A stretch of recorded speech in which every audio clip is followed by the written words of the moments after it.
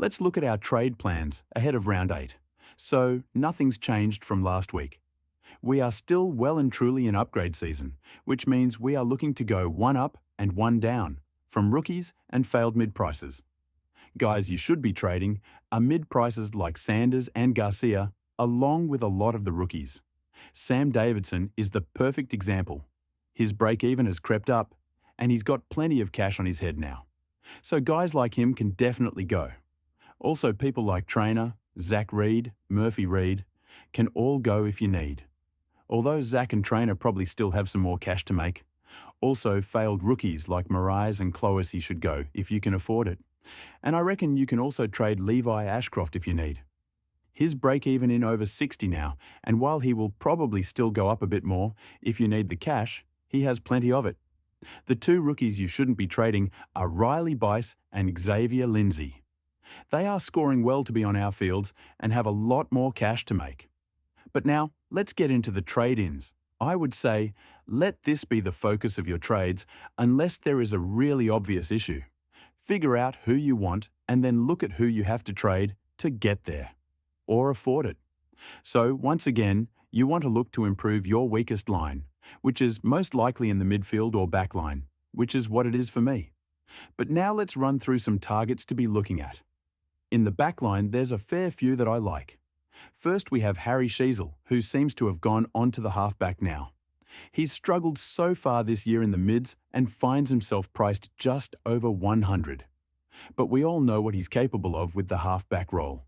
Last year he averaged over 125 in the first 7 rounds in this role before he started playing more in the midfield. Against Port, he only managed 95 points, but I think we saw what we wanted to see. You can definitely wait for a week until he drops a good score, but this is an opportunity to go early and get ahead of the comp.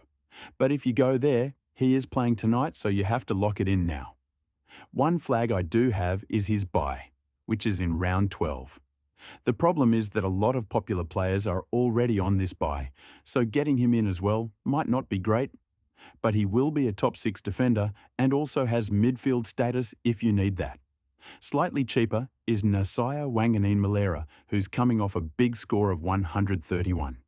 He's been a bit up and down this season, but still averaging 105. He's an odd one, because on the weekend his role was really strange. He played on the halfback initially, before moving into the midfield, where he looked good. And then he even made his way forward too. The way I see it, this is a good thing because he's just going to be thrown wherever the ball is. The Saints really want the ball in his hands, which can only be a good thing surely. For the record, he has the round 13 bye, which only has 2 teams on it, so that could be a bonus. Then the other 2 defenders I want to talk about are Lockie Ash and Josh Dacos. Ash is quite expensive now, but given that he's averaging over 110 in his last 3 or 4, there is still value in theory, and he has a good run for the rest of the season. He has a good chance of being a top 6 defender as well, so he's a good option.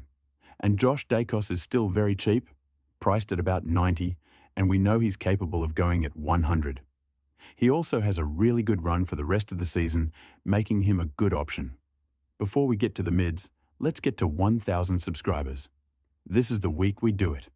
We only need 12 more, so if you aren't subscribed, please help me out, and you'll never have to hear me say this again.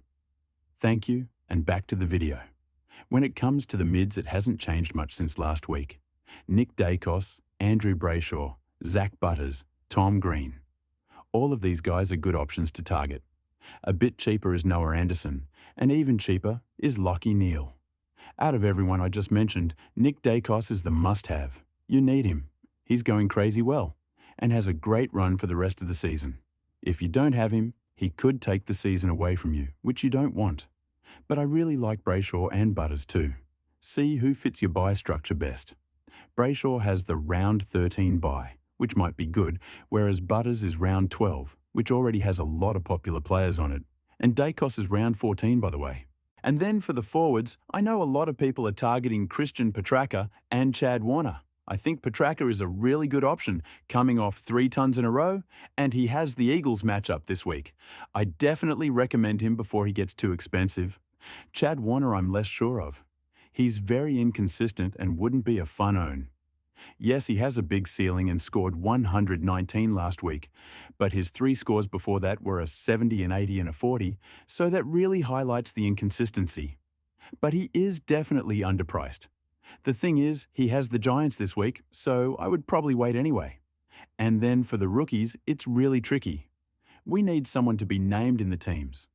Hopefully Hugh Boxshall is named for the Saints. I think he's the most likely and will be a good pick. But apart from him, there is practically no one. You could go Jed Buslinger, who scored a 40 for the Dogs and looked alright, but he won't score well. And I wouldn't recommend paying up for a guy like Cleary, which I saw people saying in the comments. So yeah, I think we need to wait for the teams to come out, which is a bit annoying. So for my trades, I'm not 100% sure yet what I want to do. I think Sam Davidson goes to a rookie. That is clear. Although I have absolutely no idea what rookie that would be. I already have Boxshall, so I might be in trouble. Anyway, then I go to Lockie Ash currently, although I could switch to Wanganeen Malera or even Josh Dacos. I would likely trade Levi Ashcroft to do this, although I think I can afford to go Luke Trainer, so I have to consider that. I'm going to leave it to the last second to make a final decision. But now, let's have a look at captains this week, because there are so many really good options. Thursday night there is Harry Sheasel and also Zach Merritt, who often goes huge against the Roos. Then on Friday, I really like Andrew Brayshaw. Rosie and Butters against the Dogs will both be great on Saturday. And so will Nick Dacos against Geelong. He should do very well. Also on Saturday night is Max Gawn against the Eagles, which should be good unless he gets rested again. In the Sydney Derby, I think either Lockie Whitfield or Lockie Ash will do well, but it depends on the James Jordan tag. And then, finally, we have Dane Zorko. He scored 184 against the Suns at the Gabba last year, and we have the exact same matchup again. He would be the perfect VC, but it's just so risky to captain him after he's been dropping 70s and 80s. So what I think I'll be doing is just the simple Brayshaw into Dacos, but there is that temptation to go to Zorko. And also one really important thing.